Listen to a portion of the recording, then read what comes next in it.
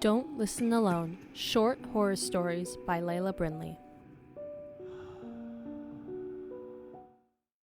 Episode 5, Little Brother. Sissy! Sissy! I rolled over in my bed and swatted at the hand shaking my shoulder. Go away, I'm trying to sleep. Sissy! Come on, Sissy, I want to show you something. I pushed away the hand again. Whoever was pulling this prank on me was persistent. After all, I was an only child. Who would be calling me Sissy? As the person continued shaking me, I gave in and opened my eyes. A little boy with brown hair and green eyes stood beside my bed. Yay! Sissy, you're awake! I jerked away in shock, falling off the opposite side of my bed. The little boy giggled and walked around to look at me. Who are you? Sissy, I'm your little brother. He looked hurt, but was immediately replaced by excitement again. Ooh, I have something to show you. He grabbed my arm with a frigid hand, one that felt like it was made of ice or cold stone.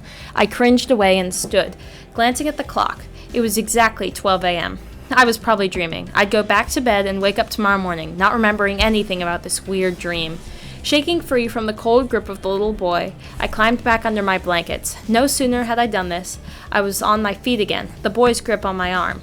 What? I hadn't gotten up. I rolled into my bed, but then found myself standing. There would be no going to sleep in this dream. Sissy, come on! Clearly, my dream was trying to tell me something, so I gave in. Fine. The boy grinned and pulled me through the doorway of my room and down the stairway. Something smelled off, I noticed, as soon as we hit the ground floor. It was a sickly, sweet, rancid smell.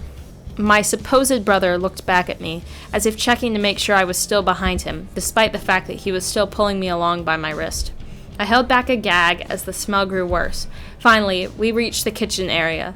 The boy released my arm and turned back to me, scanning my face for any kind of reaction. Terror filled me and I screamed, but vomit welled up in my throat and cut me off. There were dead animals spread around the room, all in various stages of dismemberment. Their blood seemed to cover every surface like a horrifying red paint. Some of the bodies were older than others, like the dog lying on my kitchen table, covered in maggots. Do you like it?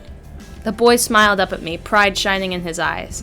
No, I don't like it, I yelled, gagging. This is messed up. Only a disturbed person would do this. The boy's arm shot out and he grabbed my wrist. Hard. It hurt. You mean you don't like it? No, I didn't. This was insane. But I was more distracted by something else. My wrist hurt. But there was no pain in dreams, which meant this wasn't a dream. I screamed, tripping backwards and falling to the floor. Get out! Get out! I yelled, clambering away from the boy. Maniac! You're a maniac! Yes, exactly. You'll look like a maniac. Dead animals all around your kitchen. Your own dead body among them. People think you just cracked, cutting up dead animals before killing yourself. And there will be no sign of me. So with your parents in Vegas, you'll be the only person here. What? How do you know my parents are gone? He only smiled, a gun appearing in his hand. I just know things.